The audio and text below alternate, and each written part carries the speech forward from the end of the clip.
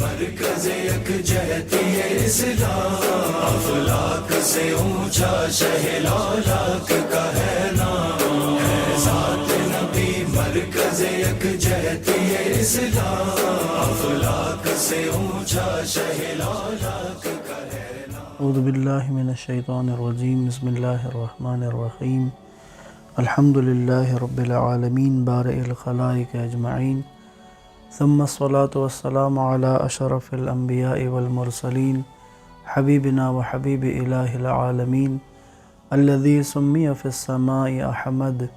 وفی الارضین بأبی القاسم محمد صلی اللہ علیہ وآلہ وسلم وعلی آلہ الطیبین الطاہرین المعصومین ولعنت الدائم علی اعدائہم اجمعین من یوم عداوتہم الی قیام یوم الدین۔ السلام علیکم ورحمۃ اللہ وبرکاتہ۔ سیرت النبی آڈیو سیریز کی 23ویں قسط میں خوش آمدید۔ رسول اللہ صلی اللہ علیہ وآلہ وسلم سے پہلے کے عرب کے حالات میں ہم بیان کر رہے ہیں۔ جیسا کہ کل کی قسط میں عرض کیا تھا کہ آج کی قسط میں ہم اس دور کے عالمی حالات کے تناظر میں دو بڑی طاقتوں کی جو اس وقت کی سچویشن تھی، جو صورتحال تھی، اس کو بیان کریں گے۔ اس زمانے میں اور اس سے پہلے کے زمانے میں روم اور ایران کی حکومتیں اور یہ ایسی طاقتیں تھیں کہ جو عالمی سطح پر ایک دوسرے کے ٹاکرے کی طاقتیں تھیں، قوتیں تھیں یہ۔ اور ایران کا علاقہ ایک قدیمی حکومت کا حامل اور ایک بڑی حکومتیں رہیں، حتیٰ کہ اگر ہم ذوالقرنین کی بات کریں تو ایک پرانا جو ہے وہ جناب ذوالقرنین سے ہی یہ ایک بڑی حکومت اور ایک بڑا مرکز رہا، حکومتی اعتبار سے بھی اور تمدن و تہذیب کے اعتبار سے بھی۔ روم کا بھی رومن امپائر ایک بڑا، پرشین امپائر اور رومن امپائر مشہور ہے تاریخ دانوں کے درمیان میں۔ اب اگر ہم رسول خدا صلی اللہ علیہ وآلہ وسلم کی آمد اور آپ کی ولادت کے بعد اور آپ کے اعلان نبوت کے بعد اس دور میں اگر دنیا میں بہت ساری قومیں کہ جو کسی قوم کی فکری اور سیاسی، تہذیبی، معاشرتی طور پر پیروی کرتی تھیں تو وہ یہی قومیں تھیں، ایران اور روم کی قومیں۔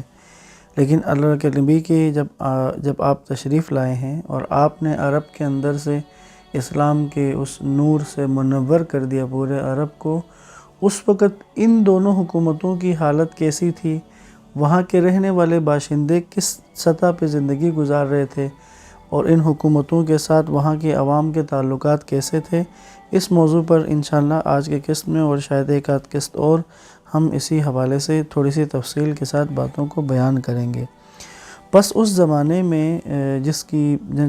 وہ روشن ترین نقطہ کہ جس کی تاریخ نشاندہی کرتی ہے وہ یہ کہ ان دونوں جو عظیم سلطنتیں تھیں، ان کی اندرونی حالت نسبتاً بہت مضمحل تھی، بہت زیادہ خراب تھی، اور ان حالات کی خرابی میں اس دور کا روم اپنے حریف ایران سے کسی بھی طور مختلف نہ تھا۔ داخلی جنگیں ان بیرونی جنگوں کے علاوہ تھی جو ہمیشہ ایران اور روم کے درمیان رہی ہیں، جنہوں نے وہاں کے لوگوں کو ایک ایسی حالت میں زندگی گزارنے پر مجبور کیا ہوا تھا کہ جنگی اخراجات کے ضمن میں بادشاہوں کو ٹیکس دینا اور ان کے جنگی اخراجات کو پورا کرنا۔ وہاں کی عوام پس رہے تھے ظلم و ستم کی چکی میں۔ بس ایک طرف وہاں پر ان بادشاہوں اور ان حکومتوں کا اثر تھا، تو دوسری طرف عوام جو تھی وہ مذہبی طبقے سے بھی ان کے بھی ظلم کا شکار تھے۔ روم میں جو کلیسا تھے، روم میں جو پادری تھے، ان کی طرف سے، اور اسی طرح ایران میں جو زرتشتی اور مجوسی جو عبادت گاہوں کے آتش قدوں کے اس کے جو چلانے والے ہوتے تھے، اس کو لیڈ کرنے والے ہوتے تھے، عوام ان کے ظلم کے نیچے پسے ہوئے تھے۔ پہلے ہم روم کے حوالے سے کچھ بات کریں گے، روم کے حالات، وہاں کے مذہبی حالات اور وہاں کے سیاسی اور داخلی حالات کو، اور اس کے بعد انشاءاللہ پھر ایران، اس دور کے ایران کے حالات بیان کریں گے۔ ان عالمی حالات کو اس لیے بیان کر رہے ہیں تاکہ ہم رسول خدا کا جو آغاز تھا یہاں پر، آپ کی ولادت اور اس کے بعد خود اسلام کی تحریک کا جو آغاز ہے، اس کے بہت ساری باتوں کو ہم انہی عالمی حالات کے تناظر میں سمجھ سکتے ہیں انشاءاللہ۔ روم اندرونی طور پر بہت ساری کمزوریوں اور مشکلات کا شکار تھا، اور روم کی عظیم سلطنت جو ہے وہ مشرقی اور مغربی 2 بلاکوں میں تقسیم ہو چکی تھی، اور مورخین کا خیال تھا کہ روم کی سیاسی، اقتصادی اور اجتماعی صورتحال 6 صدی میں بہت خراب تھی، یہاں تک کہ روم کی ایران پر برتری کو، یعنی بعض جنگوں میں جو روم نے ایران کو شکست دی یا ان کے اوپر برتری حاصل کی، تو مورخین کے نزدیک وہ کسی فوجی قوت کی وجہ سے نہیں بلکہ ایرانی حکومت کی سستی اور ان کی منصوبہ بندی کا نہ ہونا اور ان کا اپنی کمزوریاں وہ باعث بنی تھی کہ رومی غالب آ گئے۔ یہ دونوں ملک جو دنیا کی سیاست اور سیادت کا تاج زیب سر کیے ہوئے تھے، ظہور اسلام کے وقت بہت پرآشوب حالات کا شکار تھے۔ ظاہر ہے کہ اس قسم کی صورتحال لوگوں کو عام حالات کے مقابلے میں اس سے زیادہ ایک ایسے نظام اور قانون کو قبول کرنے پر تیار کرتی ہے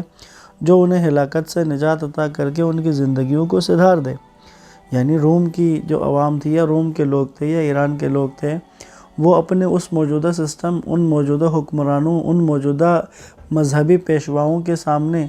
ان کے ظلم و ستم کے اس طرح سے شکار تھے، اس طرح ان کے مظالم کے شکار تھے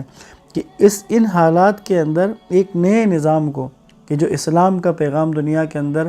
جب اللہ کے نبی کے ذریعے پیش کیا گیا، پھیلایا گیا، تو ان اقوام نے بہت جلدی اور بہت آسانی سے اسلام کے اس پیغام کو قبول کیا۔ بعض ممالک میں کچھ بیکار اور ہوا و ہوس کے پتلے اپنے غلط مقاصد کو آگے بڑھانے کے لیے بے بنیاد مسائل پر بحث کر کے لوگوں کی قیمتی زندگیاں تلف کر دیتے ہیں۔ یعنی روم کے اندر کے جو حالات تھے اس میں ایسے چھوٹے چھوٹے موضوعات تھے، چھوٹے چھوٹے مسائل تھے، مذہبی عقائد کے مطابق، عقیدوں کے بارے میں اس طرح کی باتیں وہاں پر پھیلی ہوئی تھیں کہ ان میں الجھا کر، جیسے کسی عقیدے پر اگر حکمران حکومت اور حکمران بادشاہ اور اس کے اعلی کار، اس کے وزیر، اس کے مشیر، جب وہ کسی مذہبی عقیدے پر اپنے آپ کو اپنا ایک عقیدہ بنا لیتے تھے، مذہبی عقیدہ، تو اس کے دفاع کے لیے پوری حکومتی مشینری کو استعمال کرتے تھے، اور جو لوگ اس عقیدے کے حامل نہیں ہیں یا جو لوگ اس عقیدے کو نہیں مانتے، ان کا کلا کما کرنا، ان کو توڑنا، ان کے اوپر ظلم و ستم کرنا، اس کے اوپر بہت زیادہ زور دیا جاتا تھا۔ چند ایک مسائل میں عرض کر دیتا ہوں جو اس زمانے کے روم میں عقائد کے عنوان سے تھے،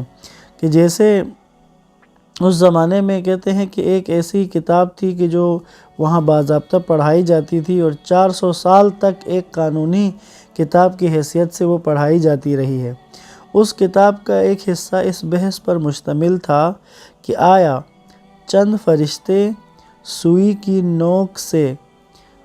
کی نوک جتنے مقام پر جمع ہو سکتے ہیں،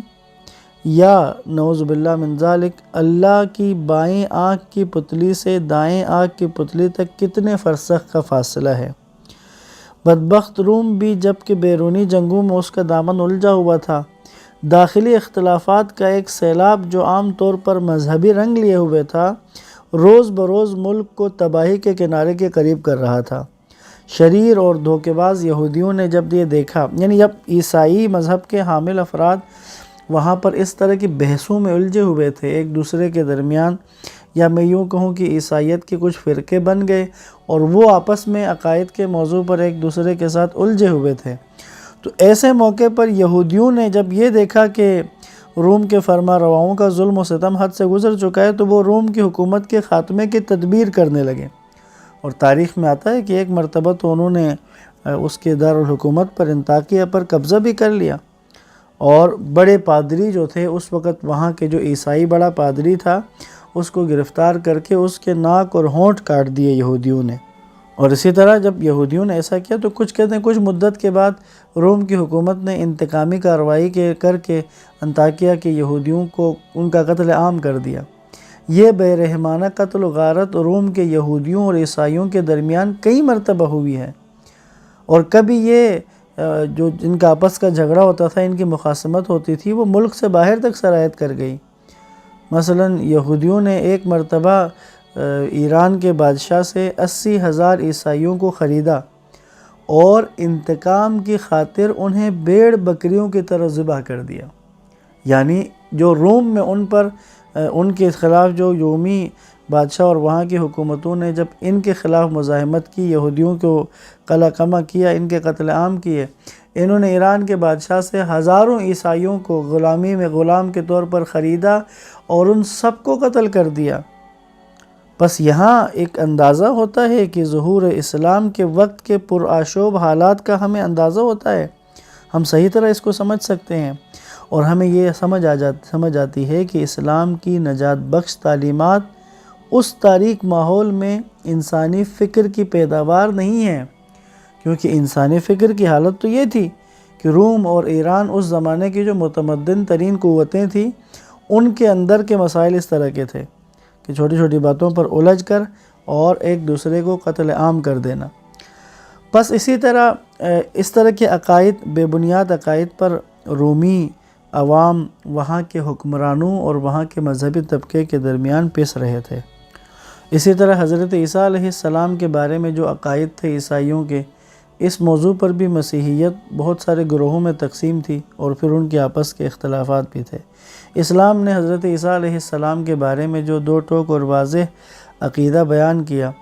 وہ قرآن مجید میں موجود ہے کہ اللہ کا ارشاد ہے، ترجمہ عرض کر رہا ہوں، حضرت عیسیٰ ابن مریم فقط اللہ کے نبی تھے، ان سے پہلے بھی اللہ کے نبی گزرے ہیں، ان کی ماں ایک پاک دامن اور سچی خاتون تھی، وہ دونوں کھانا کھاتے تھے اور بشر تھے۔ رومیوں نے، وہاں کی مسیحیت نے جو عقیدہ بنا لیا تھا کہ حضرت عیسیٰ کو نعوذ باللہ خدا بنایا، نعوذ باللہ خدا کا بیٹا قرار دیا، تو اسلام نے واضح ترین انداز میں، دو ٹوک انداز میں حضرت عیسیٰ کے بارے میں اپنی رائے بیان کی۔ بس روم اس وقت ایک ایسی حالت میں تھا کہ اہل کلیسا کی بہت سی بے بنیاد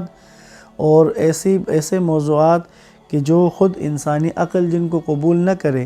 ان کے اندر الجھے ہوئے تھے، اور وہاں کی عوام، روم کی عوام، اب ان کے سامنے اور کوئی رستہ نہیں تھا، یا وہ اگر عقیدے کے حساب سے بادشاہ یا حکمرانوں کے خلاف کوئی عقیدہ بنا لیں،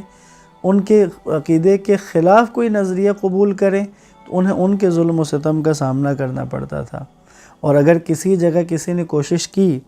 خود کو، اپنی نظریات کو، عقل نے جو ہدایت کی اس کے مطابق اپنا عقیدہ و نظریہ بنانے کا ارادہ کیا، تو اس کے اوپر ظلم و ستم کے پہاڑ توڑے گئے۔ پس روم اس زمانے کی ایک بڑی طاقت، لیکن اندرونی طور پر بہت سارے مسائل کے شکار تھے، اور ان کے پاس متبادل نظام بھی نہیں تھا۔ ایران اور روم کے آپس میں جنگیں رہیں، اور یہ جنگیں کئی عشروں تک جاری رہیں۔ کہتے ہیں کہ نوشیروان کے دور سے جو جنگیں چلی ہیں، ان کا وہ خسرو پرویز اس کا بیٹا، اس کے دور تک یہ جنگیں رہیں، اور خود اسلام کے طلوع اسلام کے بعد بھی روم اور ایران کی جنگ کے بارے میں یہ آتی ہے خود سورہ روم، جس میں رومیوں کے مغلوب ہونے کی خبر کا ذکر کیا۔ اس بارے میں بھی ایک بات عرض کر دیتا ہوں۔ روم میں چونکہ اہل کتاب تھے، عیسائی جو تھے وہ حضرت عیسیٰ کے ماننے والے اور توحید کا عقیدہ، اور اہل کتاب جس کو قرآن نے اہل کتاب کہا، جبکہ ایران میں بسنے والے وہ زرتشتی اور بعد میں مجوسی مذہب کے، کہ جنہوں نے آگ کی پرستش شروع کر دی۔ شروع میں ظاہر ہے کہ آگ پرستش کے عنوان سے نہیں تھی ان کے درمیان، لیکن بعد میں انہوں نے آگ کی پرستش شروع کر دی، تو بس وہ آگ کی پوجا کرنے والے۔ تو جس وقت رسول خدا صلی اللہ علیہ وآلہ وسلم کے اعلان نبوت کے بعد روم اور ایران کی جنگ ہوئی تھی، اس جنگ میں رومیوں کو ایرانیوں نے شکست دے دی۔ جب یہ شکست ہوئی اور اس شکست کی خبر ادھر عرب میں پہنچی ہے، مکہ میں پہنچی ہے،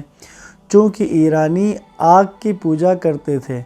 تو مکہ کے بت پرست سمجھتے تھے کہ یہ عقیدے میں ہمارے قریب ہیں، تو بس ایرانیوں کی جیت کو رومیوں کے اوپر، اس پر انہوں نے خوشی کا اظہار کر دیا کہ یہ ہمارے ہم عقیدے ہیں، وہ جیت گئے ہیں۔ کہتے ہیں اس پر بعض مسلمان کی جو ان اہل کتاب کے بارے میں دکھی ہو گئے کہ وہ اہل کتاب تھے، تو ان کو شکست پر انہیں دکھ ہوا، اس پر قرآن مجید کی سورہ روم میں اللہ تعالیٰ نے اس کو بیان کر دیا۔ قرآن کی پیش گوئی اس میں بیان ہوئی کہ رومی مغلوب ہوئے ہیں، لیکن ان کی یہ مغلوبیت کچھ عرصے تک ہوگی، اس کے بعد وہ دوبارہ غالب آ جائیں گے، اور ایسا ہی ہوا، اور بعد میں وہ دوبارہ غالب بھی آ گئے۔ ادھر وہ غالب آ گئے اور ادھر جنگ بدر میں مسلمان قریش مکہ اور مشرکین پر غالب آ گئے۔ یہاں پر اختتام کرتا ہوں، انشاءاللہ کل کی گفتگو میں ایران کے جو اس زمانے کا ایران تھا اس کے حالات ہم بیان کریں گے۔ والسلام علیکم ورحمۃ اللہ وبرکاتہ۔